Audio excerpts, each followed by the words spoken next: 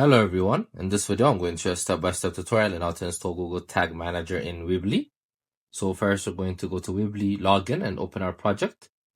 Then first we're going to go to the Google Tag Manager website. Then we're going to click on that link. Then once this pops up, you're going to copy the code. Then here we're going to click on settings. Then we're going to click on SEO.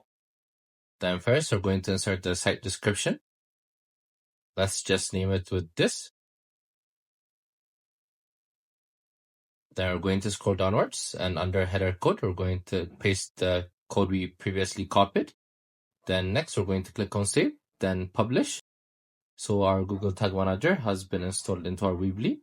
So this is how you do it. It's a very simple step.